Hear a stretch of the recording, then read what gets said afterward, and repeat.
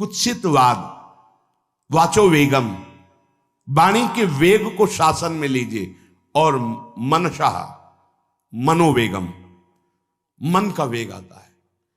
ये देखूं, ये भोगूं, आदि आदि संकल्प विकल्प, इसके वेग को सह जाओ। कुछ नहीं बोलना, सहने का मतलब होता है कुछ नहीं बोलना। मन कह रहा मुझे ऐसा करना है, मुझे ऐसा करना है, मुझे ऐसा, कुछ नहीं बोलना। कुछ भी उसकी जलन जो हो रही है किसी से नहीं कहना, शांत गंभीर, खत्म। पर उपासक क्या करता है, जो कच्चा उपासक है, नहीं नहीं अब मेरे मन में आ रही, मेरे मन में जलन हो रही, मुझे ऐसा करना है, मुझे ऐसा नहीं। शांत, ना बोलना है जो मन में आ रहा है, ना उसकी जलन पर ध्यान देना है, अपने मंत्र नाम उपासना कर्तव्य में लगे रहो, शांत हो जाएगा। इसके शांत करने की युक्ति है, इसे मतलब मत रखो। जैसे एक पागल आदमी रोड में खड़े तुम्हारे ऊपर कंकड़ फेंके, थूके, गाली दे, तो अपने लोग क्षमा भाव से कि वो पागल है, ऐसे मन अभी पागल है, इसके निर्णय पे ना हो। ये क्षण क्षण में बदल, इसको भजन से मतलब नहीं है, इसको क्षण क्षण में नवीन नवीन प्रपंच चाहिए। ये मनशा वेगम, मनोवेगम, इसका स्वरूप यही है, यही बंधन और मोक्ष का कारण है। ये क्षण क्षण में प्रपंच चाहता है। 5 ज्ञानेंद्रियों के द्वारा ये जाल रचा करता है जीव को फंसाने का। जहां हो, जैसी परिस्थिति में हो, बहुत अच्छी परिस्थिति भगवान ने दी, उसी परिस्थिति में भजन कर ले जाओ। परिस्थिति बदलने की जरूरत नहीं है, भजन करने की जरूरत है। भजन कर ले गए तो स्थिति बदल जाएगी, परिस्थिति नहीं। परिस्थितियां कहीं भी अनुकूल नहीं होती, स्थिति अनुकूल बनाई जाती। भजन के द्वारा स्थिति, जीवन में कभी कोई परिस्थिति ही ऐसी नहीं रही जिसमें भजन किया जा सके। जीवन में पूरे, अगर पूरे जीवन के तारतम्य को देखते हैं तो एक कष्ट की वेदी पर स्वाहा ही स्वाहा होता रहा है। जीवन की आहुति केवल कष्ट पर, और आज भी कष्ट ही कष्ट। फिर आप सोचोगे सुख किसे कहते हैं? ऐसे कांटों वाले पेड़ पर ऐसा सुगंधित फूल खिलता है कि जिससे परमात्मा मुग्ध हो जाता है। जीवात्मा नहीं, परमात्मा मुग्ध हो जाता है। वो ये मार्ग है। उस सुमन को लेकर वो अपने श्रृंगार में लगा लेते हैं। सुमन, सुंदर मन, ये कांटों पे खिलता है। जैसे गुलाब का फूल कांटों पे नहीं खिलता, हाँ ये कांटे हैं। हर द्वंद की पीड़ा को सहता हुआ जब उपासक आगे बढ़ता है तब सुमन खिलता है। उस सुमन को प्रियाजू अपने केश पास पे धारण करती है। उस सुमन को प्रियाजू अपने कर कमल में लेती है। अगर आप सहना नहीं सीखे, मांगे बनी रही हृदय की, ऐसा हो तो भजन हो सकता है, ऐसा हो तो भजन, लिख लो आप। मन बहुत चंचल है, इसको हर समय नवम नवम नवम, जहां जैसी परिस्थिति उसी में भजन करके निकल चलो। गृहस्थ में हो, विरक्त में हो, गांव में हो, शहर में हो, जहां जैसी परिस्थिति, परिस्थिति बदलने की कोशिश मत करो, स्थिति बदलने की कोशिश करो। जिनको लगता है परिस्थिति बदल जाएगी तो भजन होने लगेगा, नहीं। भजन होने लगेगा तो किसी भी परिस्थिति में भजन होने लगेगा। भजन नहीं तो किसी भी परिस्थिति में नहीं होगा, पक्का समझ लीजिए। इसलिए मनोवेगम, ये जो मन का वेग आ रहा है, इसको आप सहना सीखो और प्रियाजू पर भरोसा रखो।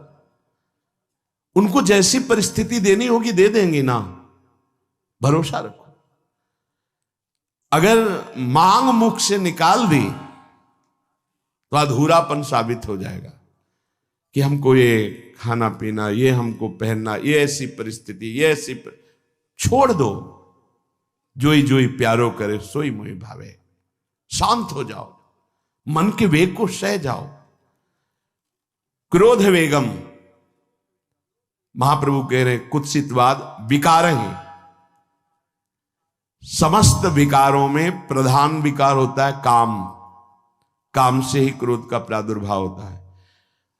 क्रोध एक वृत्ति है जो आने जाने वाली, स्थायी कोई नहीं है। जिस समय आपके अंदर क्रोध आए इस समय मौन होकर हट जाइए वहां से, तुरंत जाकर थोड़ा ठंडा पानी पिए, प्रभु के चरणारविंद की तरफ अपनी वृत्ति को ले जाने की कोशिश कीजिए। उस व्यक्ति से चिंतन हटाइए जिससे क्रोध आ रहा है, उस व्यक्ति की उस क्रिया से चिंतन हटाइए जिससे क्रोध आ रहा है, हट जाइए। ये क्रोध का वेग अगर आता रहा तो भजन करने पर भी अनुभव नहीं हो पाएगा। एक बार अच्छे से क्रोध आ जाए, अंदर हृदय जल जाए, तो 1 महीने भजन के प्रभाव को रोक देता है पूज्य बाबा के उसमें। फिर आप अगर 12 बार साल में आ गया तो क्या अनुभव में आ गया। इसीलिए 20-20, 50-50 वर्ष हो रहे हैं, कुछ अनुभव में नहीं आ रहा। बहुत सावधान। क्रोध हमारा नाश करता है, किसी और का नहीं। हमारे भजन का, हमारे हृदय के आनंद का, हमारी वृत्ति का बड़ा हल्का स्वरूप हो जाता है क्रोधी पुरुष का। इसलिए क्रोध को सहना है, उसके वेग को सहना है। वाणी के वेग, मन के वेग और क्रोध के। अगर क्रोध के वेग को सह गए तो अगला है हिंसा का वेग। वो अपने आप सह जाओगे, क्योंकि क्रोध से ही हिंसा होती है। हिंसा का वेग, वाणी के द्वारा बहुत हिंसा होती है। ऐसे कठोर वचन बोल दिए जाते हैं जो हृदय को चुभते रहते हैं। बाहर का डंडा लगा है, पिटाई हुई तो 2-4 दिन में ठीक हो जाएगा, लेकिन हृदय में जब पिटाई की जाती है कठोर वचन के द्वारा, तो 10 साल बाद अगर दिखाई दे तो फिर ये वो बोला था, ऐसा बोला था, वो हृदय में घाव बना रहता है। वाणी का हिंसात्मक स्वरूप प्रायः क्रोधी जनों में ही पाया जाता है। अगर क्रोध वेग को सह गए तो वाणी के द्वारा हिंसा नहीं होगी, और मन के द्वारा मलिन हृदय में हिंसा का भाव होता है कि चलो हम वैष्णव में मारेंगे तो नहीं, पीटेंगे तो नहीं आपको, लेकिन भगवान तुम्हारा नाश करेंगे, भगवान बहुत जल्दी, ऐसा भाव मन में, ये भी हिंसा है। शरीर के द्वारा तो ना वाणी के द्वारा, ना मन के द्वारा, ना शरीर के द्वारा। क्यों? उसके हृदय में भगवान बैठे हैं, हमको उनको रिझाना है, हमें निर्दोष होकर भगवत प्राप्ति करनी है। ये हजारों दोषों की पंक्तियां यहां हैं। कोई कह दे हम निर्दोष हैं, हमें लगता है कि यही सबसे बड़ा दोष है। नहीं तो अंदर देखा जाए ना तो क्रम क्रम से धीरे धीरे निर्दोष हुआ जा रहा है प्रभु की कृपा से। कोई जन्म से निर्दोष नहीं होता, वो तो अवतार होते हैं भगवान के। एक पद में था, शरण जिसको ले ली हृदय से लगा, और विषय पंख से धीरे धीरे, क्रमशः विषय पंख से धीरे धीरे उसको हटाया। हित जो महाराज जी के लिए आए, हमारे हृदय को धीरे धीरे निर्विषय किया जा रहा है। और सहत सहत बाढ़े भगत ग्रहतन गुरु हितगार, इन दोनों का मिलान कर धीरे धीरे सहाते सहाते हमें निर्विषय किया जा रहा है। आचार्य चरण, इष्ट देव, गुरुदेव कर रहे हैं, हमको राजी रहना है। जैसी परिस्थिति है, जैसी भी हमें गुरुदेव रख रहे हैं, इष्ट देव रख रहे हैं, हमें राजी रहना है। इससे क्या होगा कि हमारे अंदर क्रोध नहीं आएगा, गुस्सा नहीं आएगा। नहीं, ये इतना बेईमान मन है कि इष्ट देव पे भी गुस्सा कर सकता है, ये आचार्य पे भी गुस्सा कर सकता है, ये परम कृपालु गुरुदेव पर भी गुस्सा कर सकता है।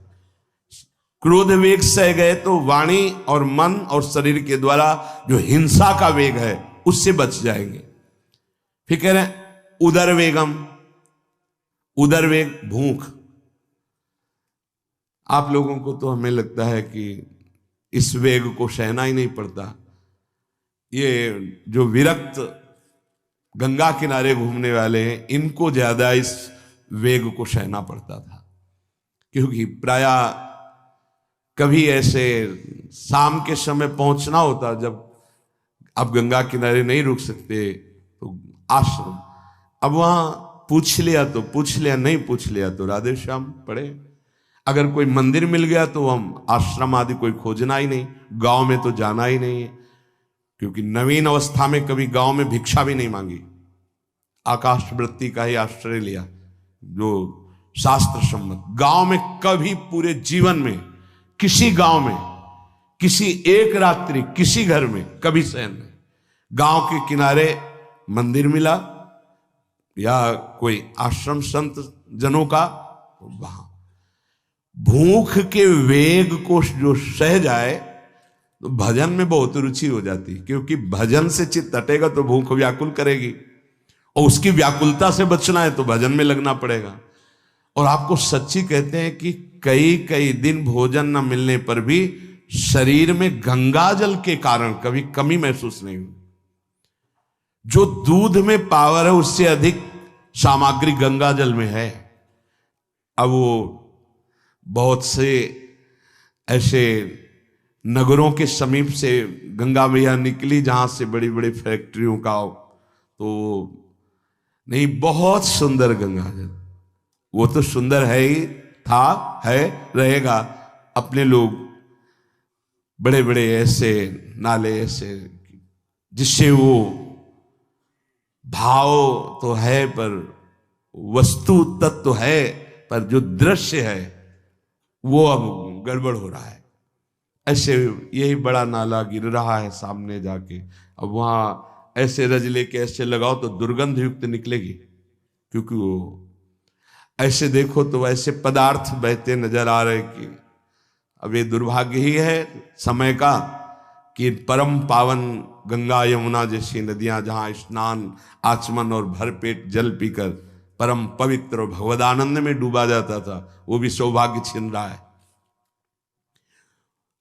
तो अगर सब सुविधा है तो भी हफ्ते 10 दिन में एक बार इस वेग को सहना तो सीखे।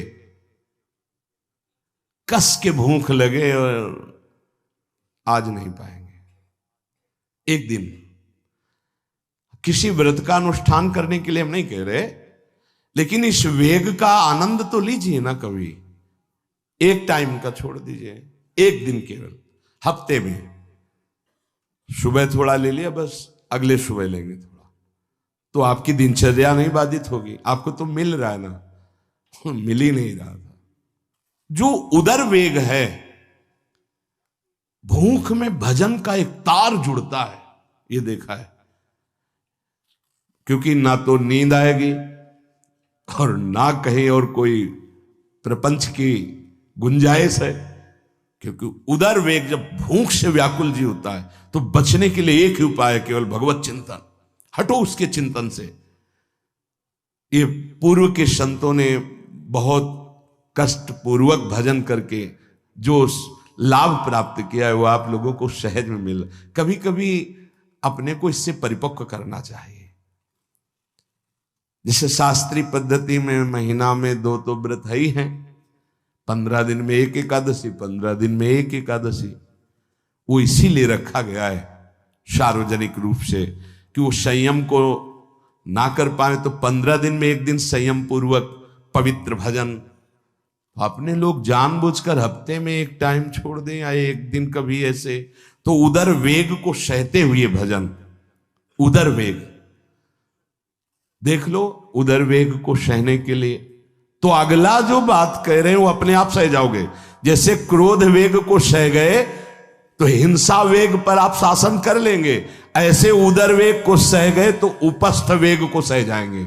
उपस्थ वेग कहते हैं जनेन्द्री के कामोपभोग को। जब पेट में भरपेट भोजन ही नहीं है ना तो और कुछ चिंतन ही नहीं रहा। यौवन अवस्था जवानी ऐसे भगवान ने काटी है कि याद ही नहीं रहा कि संसार का कोई सुख होता है। वह एक लक्ष्य ब्रह्माकार वृत्ति कैसे कैसे तत्वबोध हो, बस कठिन से कठिन जहां वैराग्य की भूमिका वहां कूद जाना, उसी में स्थिति में आने की कोशिश करना, देह राग का त्याग करना, ये युद्ध चल रहा था। बड़ी कृपा है। उपस्थ वेग, इसका जनेन्द्री का वेग आता है। जो स्कूल में आदतें जिनकी गंदी हो गई बच्चों की, फिर आगे वो संयम में उनको बहुत बाधा है। कई ऐसी क्रियाओं से वो जानकारियां रख लेते हैं कि जो अपना सर्वनाश करने के लिए पर्याप्त है। उपस्थ का जब वेग आए तो सहने की सामर्थ्य उसी की आएगी जो उदर वेग को सह जाता है। पक्का।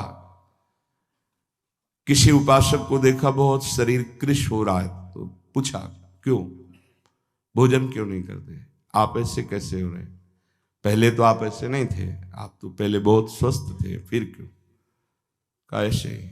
नहीं, बताइए क्या है। ज्यादा आवश्यकता नहीं है, जीने के लिए बस प्राण पोषण के लिए डाल लेते हैं, क्योंकि जो शांति चाहिए वो तो इतने से ही मिलेगी ना। बहुत सुंदर, बहुत प्रसन्नता है। ठीक है, ठीक चल रहे हो आप, पर इतना पाते रहो कि सीढ़ियां चढ़ उतर ले, इतना पाते रहो कि आपका शरीर काम करे। बका हृदय में बहुत प्रसन्नता है, बहुत सुंदर। संयम में अपने आप को ले आना ये महात्मा का लक्षण होता है, चाहे स्त्री शरीर हो चाहे पुरुष शरीर हो। धन्याति धन्य। आप अपने आप को कस दीजिए, यही तो राग त्यागना ही। जो जवानी में अपने आप को जला दिया वो बुढ़ापे में चमकता है, ध्यान रखना। जो जवानी में उद्दंडता में समय व्यतीत किया वो बुढ़ापे में गंधाता है, ये भी ध्यान रखना। गंधाता वो अंदर जो दुर्गंध के पौधे थे ना, वो सब दुर्गंध फैलाते हैं।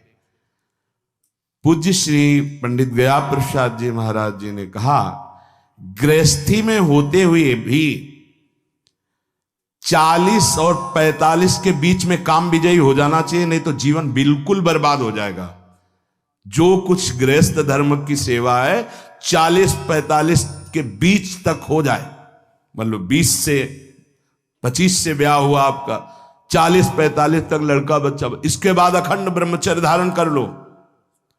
40-45 से संयम में हो जाओ तो तुम्हारा जीवन सार्थक हो जाएगा। पूज्य पंडित गया प्रसाद जी महाराज। बहुत जरूरी है उपस्थ जनेन्द्री के वेग को सहना, पर हर वेग अपने आप में बहुत कठिन है, पर एक दूसरे से इसका तारतम्य है।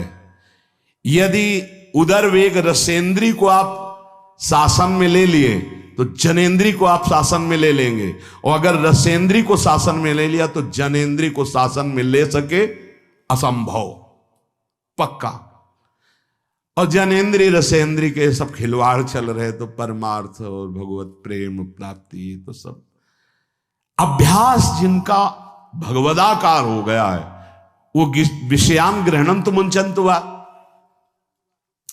जब इंद्रियों पर शासन बाबा ने अपने किया तो 24 घंटे में एक कवल पाते थे, एक कवल। आश्चर्य होता है। ऐसे सामने दाल रोटी सान ली गई और एक कवल जितना बाबा सिद्धासन पद्मासन का से। और जब भगवदानंद ब्रह्मानंद में 70 घरों में एक दिन में भिक्षा में जाते थे, एक दिन भिक्षा। अब वहां गए तो एक कवल तो पाया ना, तो 70 कवल हो गए। विषयान ग्रहणंत मुंचंत हुआ, कोई फर्क नहीं पर हम क्या होता है कि स्थिति होती नहीं तो सिद्धों की नकल करने लगते नहीं। पहले हम साधक हैं, पहले हमारी इन वेगों पर विजय प्राप्त करने की वृत्ति आनी चाहिए। वाणी का वेग, मन का वेग, क्रोध का वेग, हिंसा का वेग, उदर का वेग और जनेन्द्री का वेग। एतान वेगान सहते यस्तु विद्वान, वही शास्त्रों के रहस्य को जानने वाला परमार्थी है जो इतने वेगों को सह जाए। निंदा चास्य हृदयम नोपहन्यात्, इसके बाद जब उसकी निंदा हो तो उस पर कोई फर्क नहीं पड़ना चाहिए। इसके बाद जो इन सब वेगों को सह गया है, अब उसकी निंदा हो रही, कोई निंदा कर रहा है तो उसको आनंद पूर्वक सह जाए। ऐसा क्यों कहा? इसके बाद अगर दोष है, निंदा हो रही, तब तो संभालना ही, ये गलती हो गई आपसे। जब आप दोष रहित है फिर निंदा हो रही तो आनंद पूर्वक आपको उसका विरोध नहीं करना, सहना है, क्योंकि ये सहना बिल्कुल भगवत साक्षात्कार के नजदीक ले जाएगा। देखो, अपमान, निंदा, तिरस्कार, असलियत में हम कैसे साधक हैं इन्हीं के द्वारा परिचय होता है। पूज्य स्वामी श्री अनंग बोधाश्रम स्वामी जी महाराज बड़े महापुरुष थे, जिनको स्वयं करपात्री जी महाराज मूर्तिमान ब्रह्म कह के साष्टांग दंडवत करते, दिगंबर रहते थे, नंग धड़ंग, केवल गंगा के ही तट पे। वो महीने 2 महीने में और कहीं नहीं जाते थे। एक बड़े वकील साहब थे, वो भिक्षुकों को रोटी दाल ऐसे रोज बंटवाते थे, उनकी पंक्ति में लगने जाते थे। महीने 2 महीने में एक बार पंक्ति में लगते थे जाके, नंग धड़ंग अवधूत वेश जटाएं, और जरूर ऐसी चेष्टा करते थे जिससे उनको धक्का मुक्की लगा दी जाए। तो एक दिन गए, लाइन में खड़े हुए, फिर 2 लोगों को क्रॉस करके आगे लाइन में, फिर आगे लाइन, तो जो नौकर डंडा लिए खड़े थे उनका तुम्हें बार बार मना किया, 1-2 डंडे लगे, फिर आगे जाके खड़े हो, तो धक्का मारा, पीछे किया। और ऐसा ये महीने 2 महीने में वहां सहने जाते थे। अचानक उस दिन वकील निकले, उन्होंने देखा, अरे स्वामी अनंग बोधास, पता है तुम्हें कौन? साष्टांग दंड, उस दिन से जाना बंद कर दिया। फिर एक दिन गए थे प्रभुदत्त ब्रह्मचारी जी के यहाँ, कहां असनी है और कहां जोशी, गंगा किनारे पूरी रात चल करके पहुंचे। 2 बजे आवाज लगाई, ब्रह्मचारी, स्वामी जी उतरे नीचे, साष्टांग दंड, बैठे। उनका स्वामी जी 2 बजे रात, बोले हाँ ऐसे मन आया, आगे कुछ खाओगे पियाओगे? स्वामी जी, और वो भी परमहंस ब्रह्मचारी जी, बहुत संयमी महापुरुष प्रभुदत्त ब्रह्मचारी। टीन में कुछ आटा रखा, तो बोले स्वामी जी कहो तो रोटी बना दे। बोले हाँ बनाओ। रोटी और नमक ऐसे पाए, जितना टीन में आटा था सब पागल, जो 2-4 किलो जो भी। तो बोले स्वामी जी आटा तो खत्म हो गया। बोले हाँ, भोजन का स्वाद तो साधु ही जानता है। फिर उठे, झूसी से असनी फिर पैदल। हे संतों की मौत, अपमान, तिरस्कार, क्षुधा, हर वेग, ये हमारी कसौटी है। परमार्थ का पथिक है, जिस मार्ग का हो। देखो सुदामा जी गृहस्थ मार्ग के कितने उच्च कोटि के, नरसिंह मेहता गृहस्थ मार्ग में कितने उच्च कोटि के। एक कभी तो सौभाग्य ऐसा प्रभु देते जब कोई हमारी निंदा करता है, ये सौभाग्य है, हमें सहने का सौभाग्य मिलता है। कभी तो कोई अपमान करता है जब, तो भगवान से प्रेरित होकर वो सौभाग्य मिलता है। ये साधक को उस समय चिड़चिड़ा नहीं होना चाहिए, उस समय मुस्कुराना चाहिए कि आज मेरी स्थिति का थर्मामीटर डाला जा रहा है, कैसे हो, नहीं आनंदित है। पर देख लो, प्रशंसा होगी तो चेहरा खिला हुआ गुलाब के फूल की तरह मिलेगा, और निंदा होगी तो ऐसे होगा। ऐसा नहीं होना चाहिए। नहीं करत जे अनसहन निंदक, तीनों पे अनुग्रह कियो। इसीलिए पूज्य बाबा कह रहे कि इसके बावजूद, अर्थात समस्त वेगों को सहन करने के बावजूद, तुम्हारी जब निंदा हो और उसको सह जाओ, तब तुम परमार्थ के शूरवीर योद्धा कहे जाओगे। विपत्ति में सब साथ छोड़ देते हैं तो हृदय के भी साथी साथ छोड़ते हैं, ध्यान रखना। जब विपत्ति आती है तो मन भी साथ देना बंद करने लगता है, विपरीत जाने लगता है, बुद्धि भी विपरीत जाने लगती है। इसलिए जो विपत्ति में अपने धैर्य और साहस को ना खोकर अपने सिद्धांत से चलता है, उसे महात्मा कहते, चाहे वो गृहस्थ हो चाहे विरक्त हो। ध्यान दीजिए, संपत्ति में, अनुकूलता में तो सब सावधान होने की कोशिश करेंगे, बड़ी कृपा है भगवान की। यहां कहने विपत्ति में सब साथ छोड़ते हैं, ये जीवन में देखा है। विपत्ति में ना तो बाहरी कोई साथ देता है और ना मन साथ देता है, उस समय भजन साथ देता है, भजन।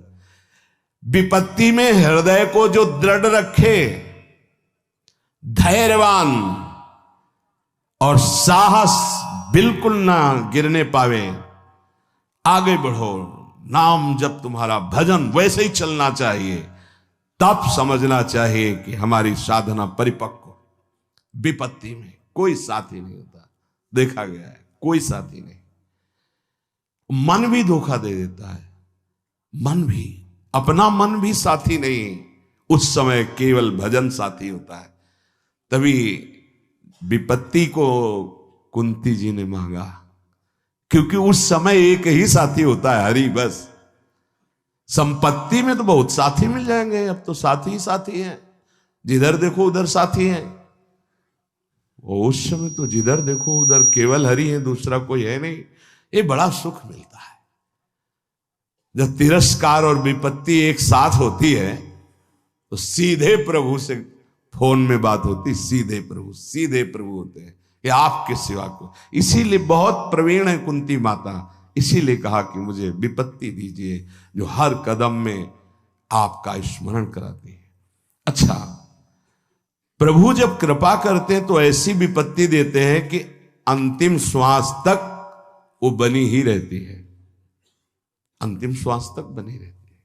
हर कदम पर जैसे गार्ड रखा जाता है ना, सावधान, यहां से ऐसे ऐसे ऐसे हर समय विपत्ति महारानी सावधान, तुम्हारा जीवन कभी भी नष्ट हो सकता है, किसी भी क्षण नष्ट हो सकता है, इसलिए हर समय लक्ष्य पे रखो अपनी दृष्टि प्रिया प्रीतम पे। ये कृपा होती। तो उपासक को जब विपत्ति मिले, सब साथ छोड़ दें, मन भी ना लगे, तब धैर्य और साहस दोनों को सुरक्षित रखते हुए साधना में समय आया है, परीक्षा आई है, फेल मत हो, धैर्य पूर्वक डटे रहो, निकल जाएगा। ये तूफान है, मन का तूफान है, माया का तूफान, निकल जाएगा, आगे बढ़ो। अगर भूल गए तो इससे बड़ी कोई हानि नहीं होगी, ध्यान देना। साहानिस्तन महच्छिद्रम सा चांद्र जड़ मूढ़ता यन्मुहूर्तम क्षणार्धम वा वासुदेवम न चिंतयेत। अय उपासक, वो मुहूर्त, वो आधा क्षण जिसमें आप अपने प्रभु को भूल गए, किसी भी प्रकार से अपमान को देखकर, निंदा को सुनकर, विपत्ति के जग सबसे बड़ी हानि हो जाएगी।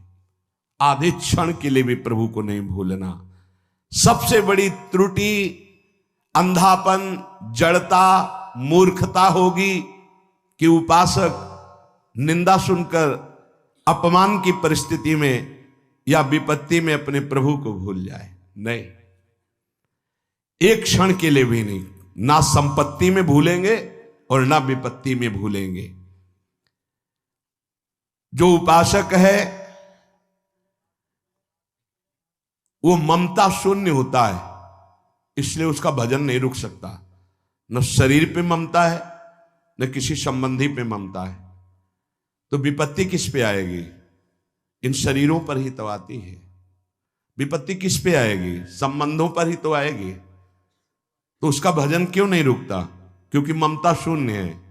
इसीलिए इस ममता पर प्रहार गुरुदेव करते हैं, आचार्य शास्त्र करते हैं। ममता शून्य बनो, अपनी ममता केवल प्रियालाल से, तो भारी विपत्ति में भी हमारी ममता सुरक्षित श्यामा श्याम से, उनका चिंतन चलता है। एक एक कदम पर वो मुस्कुराते नजर आते हैं, जब किसी का सहारा नहीं होता, किसी का भरोसा नहीं होता, कोई अपना नहीं होता है। ये जानबूझ करके किया जाता है, नहीं तो संसार में सबके कुछ न कुछ अपने होते हैं। संसार में कुछ न कुछ सपने होते हैं और कुछ अपने होते हैं। जानबूझकर सब सपने मिटाए जाते हैं और सब अपनेपन मिटाए जाते हैं। हमारा स्वप्न भी प्रभु होते, कल्पना, भावना, चाहत, गति, जो हमारे प्रभु होते हैं, हमारा अपनापन भी प्रभु से होता है। अब व्यवहार में सब अपने हैं। अब देख लो, पहले एक बार अपनापन हटाया, ममता हटाई, प्रभु के चरणों में रखी, इसके बाद अब सबसे प्रभु भाव से नाते नेह राम के मने, अब कोई फर्क नहीं। पर अभी ममता से समता में नहीं पहुंचे, इसलिए ममता हटानी है। एक बार हटाओ, अपने शरीर से, अपने संबंध से, अपने इंद्रियों के भोगों से ममता हटाकर श्री जी के चरणों में। एक अहमता ममता ये जग में है दुखदाई, ये जब श्री जी की ओर लगे तो होत परम सुखदाई। उपासक को क्यों विघ्न नहीं पड़ता भजन में? क्योंकि उसकी कहीं ममता ही नहीं होती। अमुक पधार गए, वो तो मृत्यु लोक है, जाना ही है, राधा राधा राधा। बलराम ब्रजवासी बताते हैं कि उनके बगल में एक गृहस्थ भक्त थे, तो उनका पुत्र मथुरा गया तो एक्सीडेंट से पधार गया, और उनके 4 घंटे जप का नियम था, तो 2 घंटे हुए थे, वो जप रहे थे। सूचना ही कि आपके पुत्र का एक्सीडेंट हो गया और ऐसा ऐसा, तो उनका है पधार गया। बोले पधार गया? बोले जब पधार ही गया तो आगे का कार्य आप लोग देखो, 2 घंटा रह गया, पूरा जप हो जाने पर ही हम उठेंगे। पूज्य श्री मुखिया जी महाराज जो इस समय गाते हैं, राधा वल्लभ जी इनके पिताजी, बड़े मुखिया जी कहे, जहां राधा वल्लभ जी के सामने हारमोनियम में ऐसे हाथ रखा और एक बार राधा वल्लभ जी को देखा, आंख बंद की, तो समाज पूरी होने के बाद ही आंख खुलेगी। इतने में सूचना है कि आपके बड़े पुत्र को अग्नि के द्वारा ऐसा, तो शरीर पूरा हो गया। तो बस राधा वल्लभ जी की तरफ देखा, आंख मूंद ली, पूरी समाज करने के बाद ही उठे। क्यों? क्योंकि ममता शून्य है। ममता युगल चरणारविंद में राधा वल्लभ लाल जी के जाने का समय निश्चित है, चला गया। अब हम श्री जी की सेवा में उसका मंगल ही होगा, ये आना बड़ा कठिन है। ममता का त्याग होना